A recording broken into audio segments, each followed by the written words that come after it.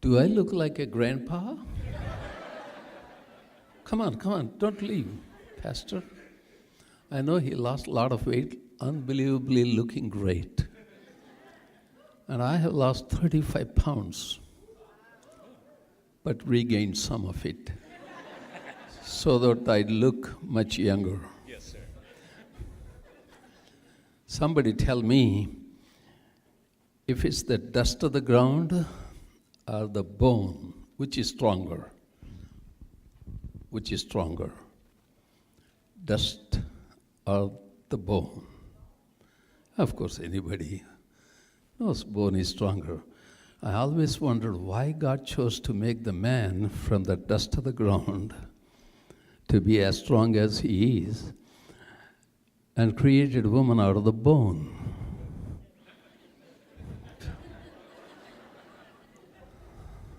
I still don't understand. Maybe someday I'll get to understand. People introduce me. I'm glad Pastor David didn't introduce us the way that a lot of people in different churches introduce me and my wife. Last week I was in Jacksonville, Florida, and I was introduced. We're happy to have Moses. That young lady and her husband are the missions couple for the church. They never saw me until last Sunday, and she introducing me said, "We're happy to have Moses and his beautiful wife." I just wonder, nobody ever introduced me as a handsome man and always beautiful wife. And this world, you men think about this. This world has given so many beautiful designs and colors to the ladies and not to men like us. That's not right. Something went wrong somewhere. This world don't know. And God gave beautiful color to the woman. I'm sure when Adam got out of that deep anesthesia God gave him to pull that rib out of him, when he opened his eyes, somebody that looks like me but not exactly me. Who could be this? I think my Father in all his creativity must have created this new being. Who are you? You're looking at me, you know who I am. The answer came from the other side. And your name? My father called me Eva. And your name, sir? My name is Adam. Adam and Eva. You know, Eva, somehow that love God poured into my life, invested his love, is coming out of me toward you. I feel like saying, I love you. Well, Adam, I feel like saying, I love you too. Can I give you a hug? Sure you can. Oh, I just tend to think in my creative imagination what God has done, you know, beautiful wife and just Moses. Beautiful Elena and just Pastor David. So that beautiful wife of mine is here too with me, and I'm glad to have her as part of my life, not the better part, but the part, one part, the other half. And I'm one half. Neither one of us is better. As Pastor David already said, we do have different ministries God has given me the burden, passion, vision for. I think I was created to be the minister of the gospel, which I didn't know because I was born and raised in a Hindu family where we claim to have 330 million gods and goddesses going around the cobra mounds, going around all kinds of ugly worship. Monkey gods, frog gods. When it don't rain, they create frogs. I mean, they make frogs and build temples for frogs so that the frogs would, whatever the sound they make, you know, so that the rain would come down. And the rain god, wind god, you just name it, we got God for everything. Dog god and rat god. I'm not kidding. That's true. Rat is a god. And monkey is a god. Monkeys are a big problem in some of the villages and towns. And the government the police department took charge of shooting the monkeys that creating so much problem, biting the people, killing the people, causing so much problem for the residents of the town, and the whole town turned against the police department. You're killing our God. And I happened to be in that town a few months ago to speak to a group of pastors. Well, and the ministries, let me share a few stories. Missionaries are supposed to bring some stories I heard a long time back. And some glorious stories, not sad stories. Yes, sad turned to be glorious stories. About a dozen of our children that grew up in our children's home live in America. And 2 live in New Zealand. And a young man is finishing up his PhD in engineering in Singapore. And then a young couple of them are in Malaysia working as software engineers, 1 or 2 in Dubai, and Qatar, Kenya, Birmingham, England, 2 of them, a boy and a girl, married to different spouses. And a boy used to be in Shanghai, China, but he came back home. He did his master's in hotel management. And I would like to see our product of the children's home in every country around the world. Somebody in Spanish countries like Mexico or South America somewhere, and somebody in Africa. I think the boy who worked in Kenya as a software engineer moved back to Dubai and then back to India. And it's a great privilege to touch the lives of those unfortunate boys and girls. We used to have 350 boys and girls in 3 children's homes. And now we had to reduce the number to 275 because we lost the support for last 5 years. I think it's about $12,000 a month we lost last 5 years for different reasons. But the miracle is we are still in the business for God and His kingdom. To give you a story of how God has been providing with all the budget shortages. Since November, we've been having tough time, David. In November, we were $15,000 short of our budget, monthly budget. November, $10,000 shortage, we were able to manage. And I didn't know how to feed the children, much less get their only dress we buy for all the children in the month of December. And 4 years ago, when me and Amaji moved back to Vijayawada from Hyderabad, as God spoke to me with a tsunami kind of voice to move back, a couple of boys came to me that grew up in the children's home, saying, Pastor Garu, we would like to open up an account so that the product of our children's homes could deposit maybe $1, $5 a month, or whenever, or $50, $100, whatever they want to. Yeah, that's fine. So we did. And so I told my daughter and our office administrator that they should put a certain amount, say 100,000 rupees, 50,000 rupees, into a fixed deposit so that those small amounts would draw little interest, maybe 7, 8, 9%, depending on the period of the fixed deposit. And so I checked with my daughter, Madhulata, my 3rd daughter, and her husband are the lead pastors in Vijayawada, the central church. And our administrator, check with the bank, see what we have there. And lo and behold, they found out that there was 750,000 rupees, which amount to about $10,000. That's in the month of December. And then somebody from Hyderabad related to my granddaughter who got married, and they sent about $3,000 worth of rupees. And one of our Hindu converts a lady whose husband is still a Hindu, he's a big business guy. Without his knowledge, she brought $3,000 worth of rupees. And how much was that? 16,000, and the shortage was only 15,000.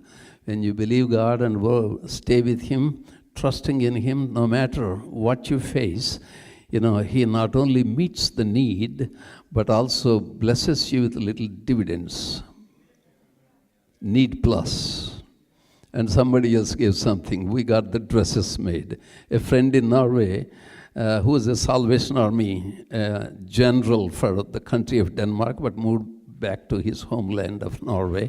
I met him in 1981 as a stranger. He became a friend for life. And Erling and Signa Helen, they sent some Christmas gift to the children. They have always done it. And they told their children and friends not to send gifts to them. He's retired now. But send us the money so that I could send some gift to the Children Home Ministry that my dear friend Moses Chaudhary in India is doing. So some gift came, so we were able to get the dresses made. God is amazing, isn't it? Oh, I better stay here. Oh. Straighten me up in case. And I always wondered about the Children Home Ministry in Hyderabad. Hyderabad has about 10 million people. And nobody ever expressed their gratitude toward the Children Home Ministry we're doing for almost 17, 18 years. And a few months ago, a couple of boys came to me. One boy was working, and another boy was finishing up his bachelor's in pharmacy. And Pastor Garu, we would like for you to give us a date so that we could meet as alumni of the Children Home in Hyderabad. How many are you expecting? Maybe 150 to 200 of the boys and girls that grew up here. That many? Are you in touch with everybody like that? Yes, sir. And I gave the date, and they said, we want you to fly. Don't come by train. We want to take care of your flight. And so I was there, and one of the orphan boys that we took several years ago when he was about 3.5, 4 years, and then he got his master's in engineering working in Bombay, and he was he was moderating the meeting, while me and my son-in-law, Dr. Nivrikshan Kancharla, who is the regional director of that ministry center, was sitting with the children. And the stories I heard, their experiences in the children's home, it's just amazing. After that, we wanted to feed all of those 140, 150 showed up. We wanted to take care of the feeding expenses. They said, no, Pastor Garu, we want to take care of our own food expenses. They gave a check for 60,000 rupees to cover the food expenses of that day. And then they also gave a check for 150,000 rupees. That's about 210,000 rupees, which is a lot of money for those boys and girls to bring in. That amounts to about $3,000 in your money, which is still a lot of money for them. And I was very grateful that the Lord has been doing great things in the lives of those children. We took a girl, I think it was me, that took a girl, about 7-year-old girl, whose both parents died, and her uncle and his wife put her out in the street after the dark of the night and put her bag of clothes on her in the street. So the little girl didn't know where to go. She was just crying. Some neighbors took her in and kept her that night and sent her to the village where her maternal grandmother was living. Finally, she came to know about Maranatha Children's Home, and of course she was brought, and I took Shruti, and she grew up to be a beautiful, dedicated, disciplined, very committed, strong-willed girl, that she got her bachelor's in software, computer science, and got a job. But who would marry her? There's nothing that she could offer except herself and a little job, 30,000 rupees a month, which amounts to about $400 in your money, maybe $420. That's not much money for an engineering graduate in America, but in India, that's okay. They can make a living. That's no problem. And we have a matchmaking ministry. If anybody among you all, the young men and women, If you need a match, just contact the Maranatha Matchmaking Ministry. Would be happy to fix you a beautiful brownie like me, like this shade. You know, that represents black and white and all shades. My professor, one of my professors said, when Adam was created, he looked like Moses' complexion, he said, Dr. James Beatty. I got so excited and encouraged, more than ever before. I was already encouraged for who I am, for what I'm created for. I look into the mirror once in a while, Pastor David. Moses Chaudhary, you're something else. Look at yourself. Every time you smile, there's a hole in between your top teeth that still makes you look absolutely gorgeous. The super duper creator had thought and thought and thought and designed and architectured your teeth, including the whole thing with a hole or with a gap in between. And I look absolutely great. I tell myself. We don't have any right or license from anybody, including the Creator, to call anybody ugly. If you did, then you're insulting the Creator God. No, we ain't got no license to call anybody ugly. And if we call anybody ugly, we are claiming and declaring that we are just as ugly, if not uglier. So be watchful. And Shruti, finally a rich young man and his mother came to see Shruti because our matchmaking ministry contacted that couple because they had already sent in their application. I prepared that application 15, 20 years ago with their biodata and then whatever the biodata for an expected match. And so they were contacted. The mother, they are very well-to-do people, and the mother and the son, who is an engineering graduate, been in the business, they came and saw Shruti. They are also believers, Hindu converts. So they went back home. Well, there's nothing except the girl, who is a beautiful girl. She got good education. She will make more money. That's not the criteria anyway. And she's a good believer. Everything is good, but she has nothing, no dowry money that you need to come up with to marry your daughter. There are no parents. So 2 days after they went back to their town, God spoke to Rajesh, the young man, that Shruti should be his life partner. And he should go ahead and marry her. And he told his mother, Mother, this is what God spoke to me. If you and Father would approve it, I think I should go ahead and marry Shruti. Well, whatever God says, we need to talk to your father, who is a paralyzed professor of college. But they approved it, and I had the privilege of doing the engagement as well as the marriage ceremony. And I had done 527 weddings after I got the official license from the government of my state. And about 500,000 people or more had heard the gospel in disguise in every wedding ceremony. All wedding ceremonies put together. Weddings are big things in India. Even the poor man would borrow money at the interest rate of 36% to 60% and feed at least 200-300 people. And you can't imagine some of the well-to-do families that feed so many thousands. I'd done the wedding ceremonies with 10,000 people.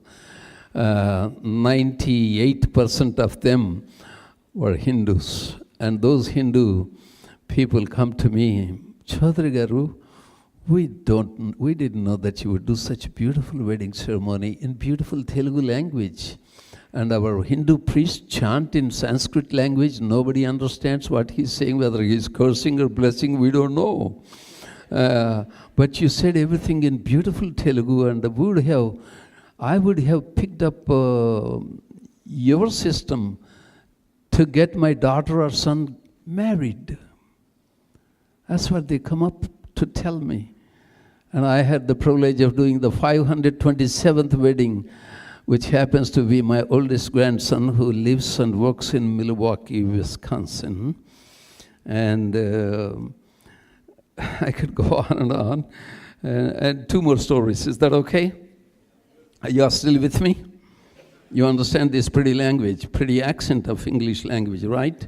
From the other side of the world. If some of you don't understand because we happen to put accents on different syllables in a different way. Sometimes we press it down, sometimes we lift it up. And if you have any problem understanding, just bear with me. Okay? And the two stories. I came across this lady, about 50 years, I think, holding her Bible here. As I was getting into the second service in Hyderabad, she greeted me. And who are you? Where are you coming from? I don't come from anywhere, sir. I live on this campus. Oh, how long have you been here? For a few months. Well, I didn't see you. And who are you, sister? She said, I come from a village in a faraway district. And when I accepted Jesus, my husband started beating me. And my two sons, one lives in Bahrain in the Gulf, and the other one, who is a millionaire living in the Bangalore city. And they agreed with their father, and he started beating me. I couldn't take the beating. It's hurting me too bad, so I had to run away for my life, leaving my husband in my village. We are a well-to-do family, sir. And I came to Hyderabad. Somebody guided me that there is a campus, Maranatha Viswasa Samajam. So somebody brought me here, and your daughter and son-in-law took me in, and this is where I'm living. And if any one of my relatives or family members come to know that I'm here, not only do they take me and kill me, but also create a lot of problem for you all here. But Pastor Nirikshan and Tabitha, your daughter and son-in-law, took me anyway. And I'm living in peace, and I'm more than happy to serve the Lord without any interruption. And then she started cooking for the Bible school students there. And her name is Tulasi, Hindu name, but now Sarah. And my son-in-law, Dr. Nirikshan, took me to our old office under that asbestos-sheeted shed, and I saw a tailor making clothes. I said, who is this? Oh, that's Suri Babu. What's his story? Who is he? Is he coming every day to do this sewing, making clothes? No, sir, he lives here. Oh, what's his story? Well, when he accepted Jesus, his wife and children said, you either pack up your things and leave, otherwise we'll throw you out. So he didn't know where to go, and all the relatives became enemies, outcast him. He happened to see Dr. Nirikshan's TV program and picked up the phone off the screen and called, and it happened so that phone happened to be Dr. Nirikshan's. And he told him the situation, that he didn't have any place to go. He asked him if he could come to Hyderabad, and of course Dr. Nirikshan said yes, and they took him in. He lives there. He is fed 3 meals a day, and we bought about 5 sewing machines to teach the poor widows to make some living. And one of those sewing machines was given to him, and he's making clothes for the children home, boys and girls. And I was thinking of him, Suri Babu, the other day, last week I think. Hyderabad Ministry Center may become the center and shelter for the persecuted believers and outcast believers, men and women. Thank God for the privilege of sheltering and feeding those persecuted believers. I wish to fill our campus with such believers. I think that's good enough. Let me read a scripture. Is that okay? Are you all okay? Oh, I still got a lot of time. My goodness. 1 Peter chapter 4, verse 10. Each one should use whatever gift he has received to serve others, faithfully administering God's grace in its various forms. You know, God has given us gifts. What are those gifts? Oh, by the way, last night I found out 86,400 were deposited into my account. 86,400. How many of you would like to have that deposit in your account? I really admire you all who raise their hands boldly. But I should tell you that same 86,400 were deposited in each account last night. Each of you got that. Did you check your account? And there was a condition attached to it that you should spend it within 24-hour period, which is midnight tonight. You know what that deposit is? 86,400 seconds of time. How are you using your time? How much have you wasted so far in your lifetime? Maybe just today. Spend that time lavishly with God in His presence.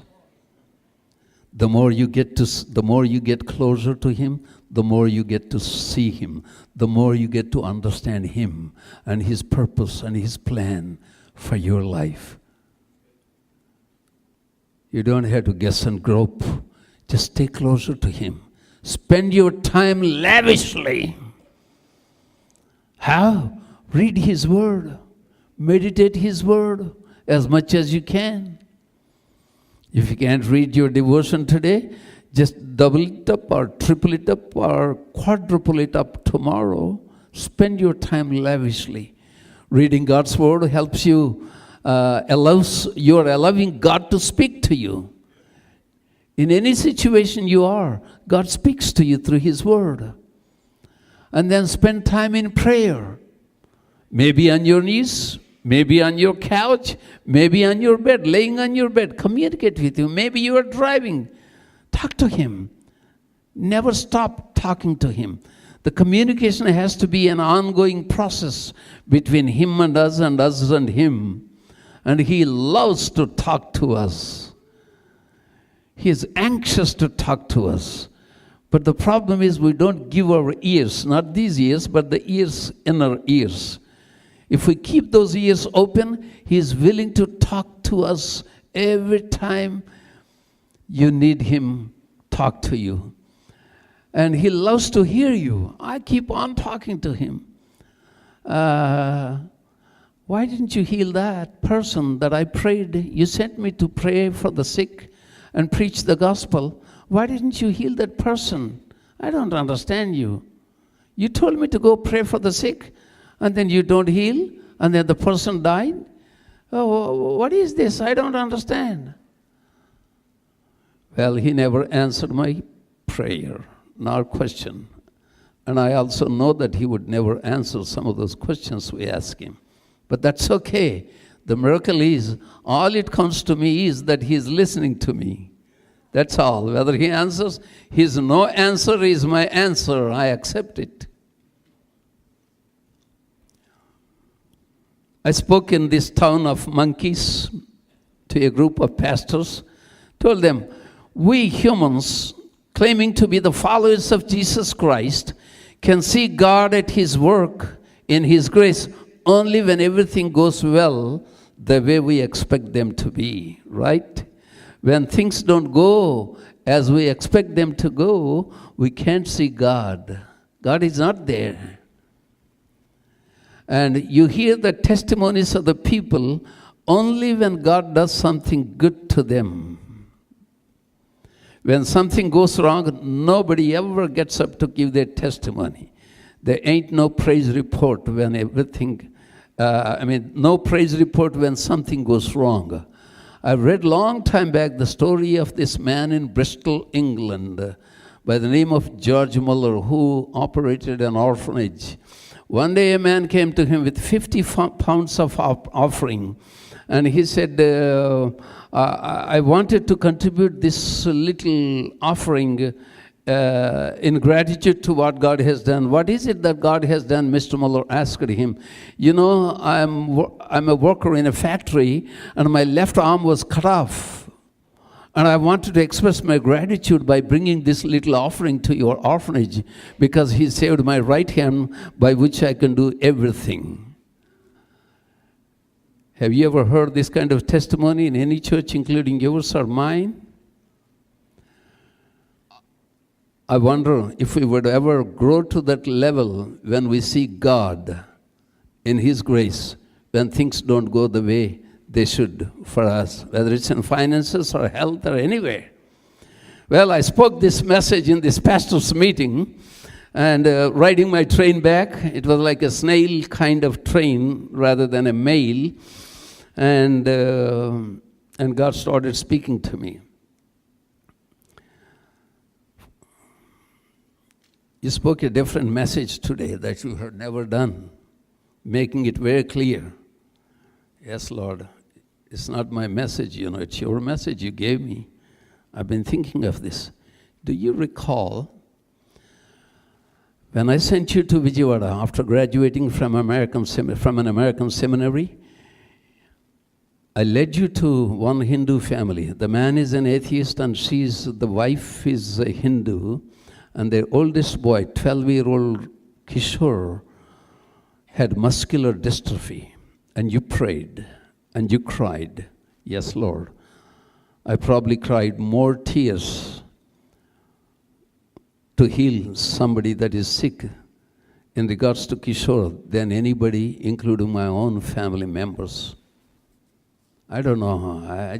It's just a crying was there. It's not something that I took it forcibly, but it's just spontaneously. Every time I prayed for Kishore that the Lord should heal, the crying and the tears come down. Oh, it surprised me. And one day I saw the vision in which I saw Kishore's 12-year-old boy with muscular dystrophy, and a white cloth was covered on him, and I thought God had answered my prayer, showed me that He was going to heal the boy, but he died. Then I remembered, I looked back to that vision that God gave me while I was asleep in the night, and the white cloth was covered on his face also. I didn't recognize that. I have misinterpreted the vision. You don't cover the white cloth or any cloth if a person is dead already, certainly not in India. I have misinterpreted it. But I cried for Kishore after and I had to carry the boy's body along with his daddy, an atheist and communist, and buried with my own hands. And that kept me keep on crying. For a few years, you didn't heal Kishore, you didn't heal Kishore, you didn't heal Kishore. I don't understand why you didn't heal Kishore. I cried.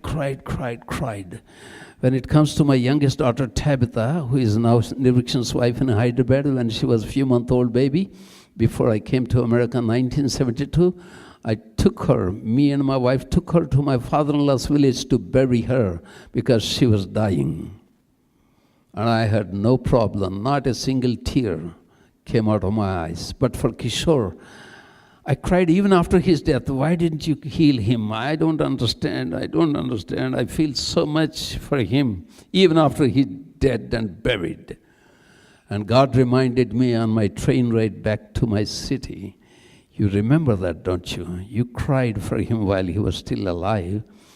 And after he's dead, and you buried with your own hands, and then you kept on crying for a few years. You know what you did? You didn't see me when I didn't heal him. And you just spoke a message that people see me at grace, at work in their lives when everything goes well, not when something goes wrong. But what have you done? It happened 36 years ago, son. Even you, this is what had pierced me into the inner part of my being, Pastor David. Even you misunderstood me. A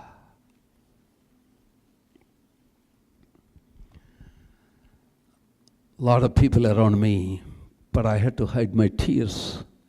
I had to repent 36 years later for crying over the dead boy because I didn't see God. I would have seen him if he had healed him. God help us. The time, I'm talking about time. Spend time with God. 36 years. that misunderstood event stayed with me until God showed me on my train ride. Spend time lavishly with God so that you would never misunderstand. I'm sure all of us have misunderstood Him at one time or another, right? Thank God He showed me, and I had shared it in 2-3 services. Everybody was so touched. That's right. Time, a highly valuable commodity. 86,400. Don't misuse it. Use it wisely. Cash in on that deposit that was made into your account and my account last night, and be assured that it's going to be expired tonight. But the good news is another 86,400 seconds will be deposited right after the expiration of this. Another amount will be deposited tonight, but it'll be expired tomorrow night. So we had to make use of the best of our time. And number 2, I call it 3T resources God has placed in us. Time, and then the talent. Of course, we all got talents. Never call anybody dummy. But we all did though, didn't we? We called somebody dummy. He's dummy. She's dumb. We all did that. We all have been mistaken calling somebody dummy, while God has deposited so much potential in that person. Show me a thing that's of no use in this world. Everything God has created is of great use. Anything, this carpet. Never complain. We step on it, trample on it. Mercilessly, ruthlessly walk on it, kick on it. Never complained, because it's accomplishing its purpose, that it has been created by the manufacturer. Everything. So God has deposited so much potential in each and every one of us, and so much talent. One of our men, meager income by repair, he's an electrician. He don't make much money repairing fans and whatever. He came to me one day, Pastor Garu, my oldest boy out of 5 children failed again. Isn't he in the final year of the school, which is the 10th grade? Yes, sir. Is this the second time he failed? No, sir, this is the 3rd time he failed. Have you beaten him? Of course he did. Did he pass after beating? No, sir. He got the message from me. So you wasted your beating. If beating didn't help him pass his 10th grade, so you wasted your beating. But that's okay. Don't worry about it. Don't think that boy is no good. No, I don't think he's any good. No, don't ever say that. God has deposited a great potential. That boy is so faithful coming to the Sunday school. And I said, he may not be good in academics, but he is good in another trade somewhere. The televisions are coming into the market now. Send him to some TV mechanic so that he could learn how to repair TVs. And if he lays his hand on any TV that needs some repair, people give him some money, 50 rupees, 100 rupees. He can make better living than you do. Or send him to some company where they repair the air conditioners and refrigerators and air coolers. He will learn something. God has deposited some potential that you as a father has to help him. So he sent him to the company where they repair the air conditioners and refrigerators. And in 2 years, the boy learned how to do all the repairing. And the company started sending him to the big cities like Madras, which is now called Chennai, and Hyderabad, and Visakhapatnam, the beautiful beach city. And 4 years later, his father came to me. What is it, Venkateshwar Rao? He's a Hindu convert. My boy says he wants to start his own business. What's the investment? Well, he has learned the work well. All he needs is 4,000 rupees, which could have been about $100 at that time to buy some tools. 4,000 rupees, that's all. As a father, you give him 2,000, and I, as a pastor, I give him 2,000. We'll put him online to start his own business in the little rental room you are renting for your work. No, Pastor God, I don't want to take God's money from you. Well, that's okay. I can keep it. And you go ahead and give the 4,000. So the tools were purchased, and we moved to Hyderabad, and I used to go to Vijayawada city. And one day I saw the boy. He's a short little fellow by the name of Prasad, by the way. And he had his shoes on. A boy who failed 10th grade 3 times would never put the shoes on. I saw something different. And he tucked his shirt. A boy who failed 10th grade 3 times. I know some of you boys are wondering, what is this talk? Boy who failed 10th grade 3 times would never put the shoes, not tuck his shirt? Certainly not, in Indian culture context. I said, Prasad, how are you? By God's grace and your grace and mercies, I'm doing fine, Pastor Garu. He said, in all obedience and humbleness. And how is your work? Are you getting orders? Are you getting work to repair the air conditioner center? Yes, sir. What's your turnover every year? By God's grace and by your mercies, I'm doing 10 million rupees worth of business, sir. What? 10 million rupees? That's about $150,000, $160,000. How are you making all that? By God's grace and your mercies, Pastor Garu. How many times you failed the 10th grade? I feel ashamed of myself, Pastor Garu, 3 times. No. A failure, Prasad, I said, is never a failure if you can learn a lesson out of it. Don't ever call your failure failure until you didn't learn a lesson out of it. And the lesson you learn out of your first failure could become a stepping stone for your future success. Never call anybody dummy. I said, if you're doing 10 million rupees turnover, I don't know how much makes out of it. And I said, are you bringing tithe into the house of God? By God's grace and your mercies, I'm bringing 2 tithes, Pastor Garu. 2 tithes? Why are you doing that? Well, some time ago, before you moved to Hyderabad city, you shared what God has spoken to you to increase the giving from this church from 10% toward what you folks call in America missions. Increase it to 20%, God said. Well, 100% is yours. I can't claim anything to be my own. As a matter of fact, I didn't want my life for myself. You asked me some years ago, so I gave it to you. So I don't own myself. So how can I claim anything that I have is mine? Okay, I'll increase it to 20%, I said to the Lord. But I couldn't do it right away. I couldn't jump from 10 to 20%. That's from the church income. If every church would start with the 10% putting toward the missions, could be home missions, community missions here, or foreign missions. If every church, not only in America, in every country around the world, if every church, whether there are 10 people in the church or 10,000 in the church, if they set aside 10%, I think we can accomplish greater things around the world. And I started, when I didn't even get 1 dime, the first month of the ministry in August 1982, I set aside 1/10 of it. And I couldn't jump from 10 to 20%. It bothered me that I couldn't do it. And then the Holy Spirit came to me and said, son, why do you let it bother you like that? Well, I couldn't jump from 10 to 20. You said 20%.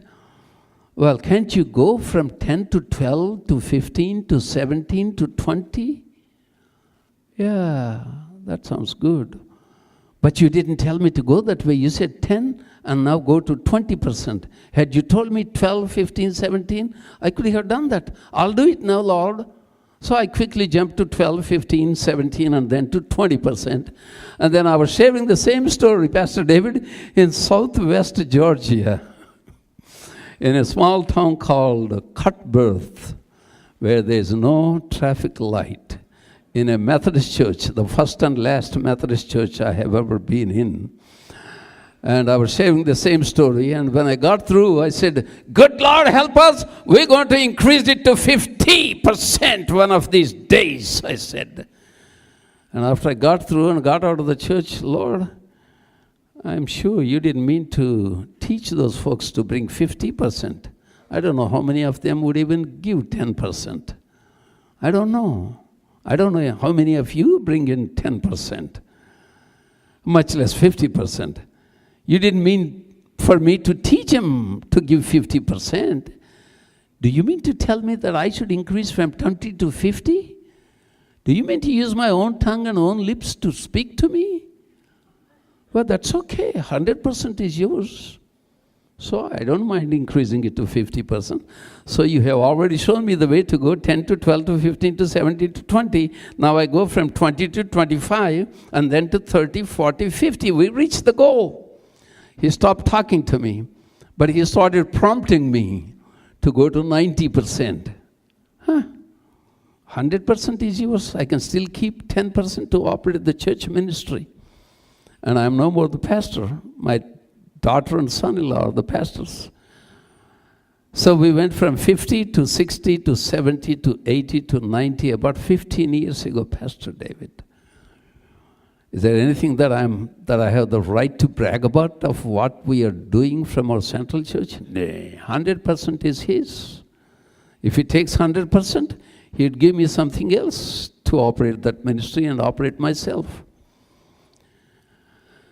And that 90% amounts to about $10,000 a month from the church in Vijayawada, Pastor David. I'm very thankful that the Lord has been dealing with us like that. When I shared this story, the boy had increased it from 10 to 12 to 15 to 17 to 20% out of 10 million rupees he was doing. I don't know how much he makes out of it. I don't know how much he clears out of that, but he was doing 20%. And I came to know later, some of our folks in the Central Church have increased their giving from 10 to 12%, 14, 16, 20%. I can't teach you to go to 20%, but I can challenge you to consider increase your giving so that you can put more balls in there, those ping pong balls. Keep on pinging him, ponging him until you fill that glass box up, clear the debt, and then you increase your giving to our ministry. How is that? Oh boy, I can't hear any amen.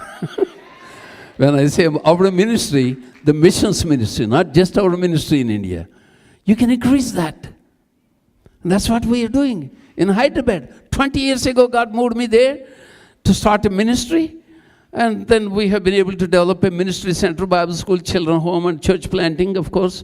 And we never had the church building there. We used to do the services in the dining hall of the children home and Bible school. And we started the building now. We have a temporary facility now. I think 3 years ago or so, we built something temporary for the worship services. And I started 10% from our church in Vijayawada that I started in 1982. When I started the church in 1999, I started with 20%. And my daughter said, they take care of the accounts. My daughter said, but Nana, even our needs are not met, and the church in Vijayawada has been supporting us and you and this church ministry. How can we start with 20%? I said, 2000 January, I said, Amma, go ahead and do the 20%, even if our needs are not met by what we get in this church. And we did. And in the month of February, after she looked at the account, she said, Nana, God has done something miracle. It's no strange. He is a God of miracles. He's the God of miracles. So what is this miracle that he has done? You know, last month you forced me to start, unwillingly I started giving 20% last month, and this month God has blessed us with a lot of blessings. We got 12,000 some rupees, which was like $200. That's an awful lot of money at that time. And we increased it to 40% there. What am I saying? Talent. I talked about it, didn't I? Yeah, one was listening evidently. And the treasure, the treasure.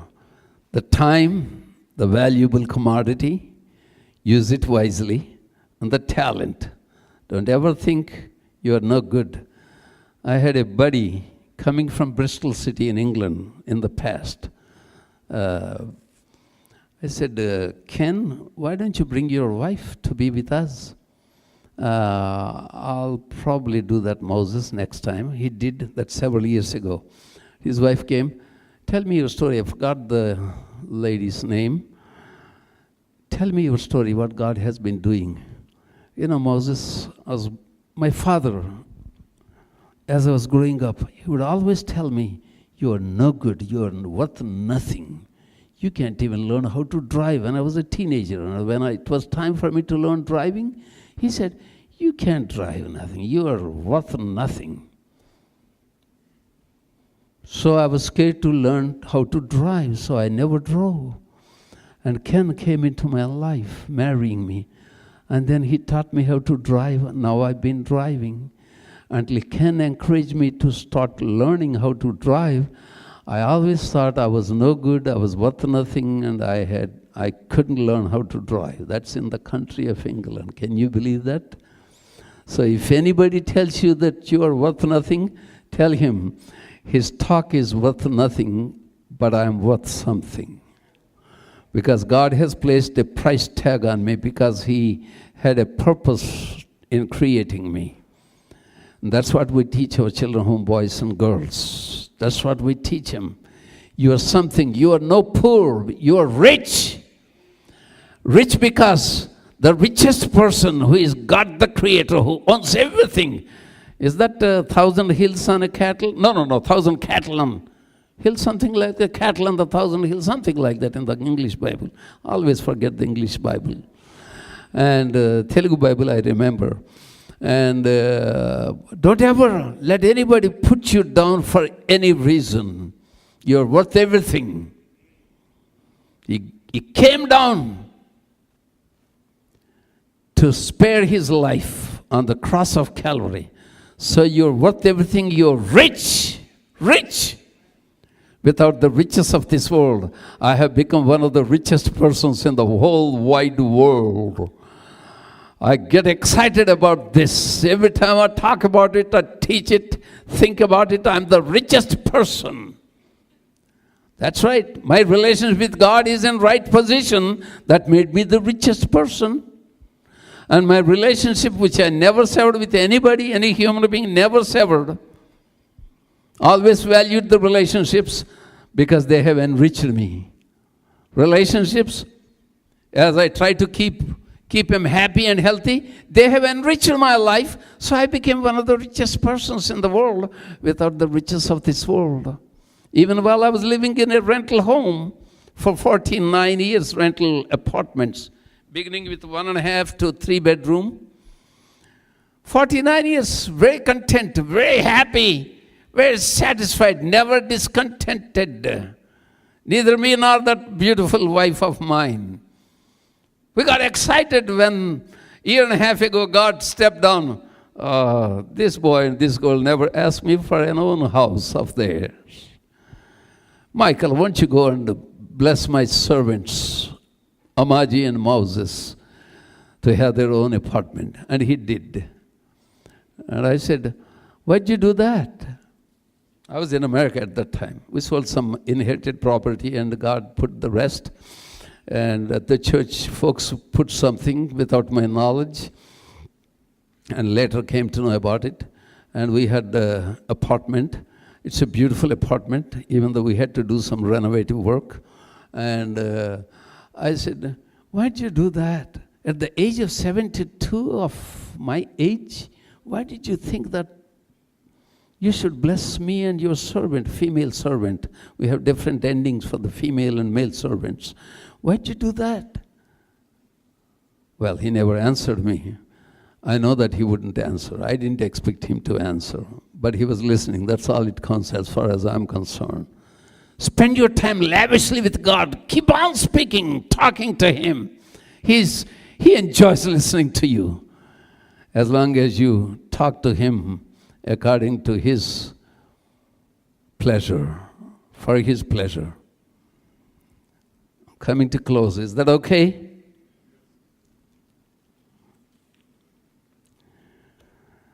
When it comes to wealth production, producing wealth is a God's gift. You know that. From the book of Deuteronomy, we see that. And when it comes to making money, 3 questions we should ask. Each one of us. How am I making this money? Legally or illegally? Cheating, non-cheating, clean. How am I making it? And then, how am I treating what I'm making? Am I for the money or the money for me? And the third question is, how am I using it? That's where we all fall short. How am I using it? Just because you worked hard, you made that money, that doesn't mean you have the right to spend any way you like. No. That's your money, yes. But that money is not your own. You are not the owner of the money. You are only the trustee of what you earn. This man went to the pearl shop, diamond shop. Those pearls and diamonds look so beautiful. I want to have them. What's the price of this, sir? You happen to pick up one of the costliest, if not the most expensive diamond and pearl here. How much? I told you, it's the costliest thing. Sir, I want to know how much in the amount of money, dollars. How much money have you got? Maybe $100 in my pocket. Okay, that's mine. If you want to have that, that's mine. How much you have in the bank? Maybe $10,000. Okay, that's mine too if you want to have this diamond, this pearl. You took all my money. Well, you're taking my most valuable, costliest thing from me. So it's a costly thing, I told you all. And what else have you got? Well, how do I make my living? I can't sleep in my home. Oh, you got a house? Yeah, I do. Well, that's mine too. Well, where do you expect me to sleep? In my camper? You got a camper? That's mine too. Man, you're taking everything away. But you're taking the most expensive things from here. So it's a costly thing, I told you already. And where do you expect me and my wife and children? Oh, you got wife and children? Yeah, but they're mine too. Oh my goodness. What am I going to do? You are not your own either. You are mine too. You took my money from the pocket, from the bank, my home, my camper, my wife, my children, and now you want myself too. You want to own myself too? Yeah, because you want to take this costliest thing, right? And he said, everything you claim to be your own, you are not the owner. You are only trustee. I'll let you keep all these things that you wanted to give away for the diamond and pearl. Keep them, but never claim to be the owner of what you have, including yourself. You're only a trustee. Whatever God has blessed you with, He trusted you with it. Never made you an owner. God bless you all. Pastor.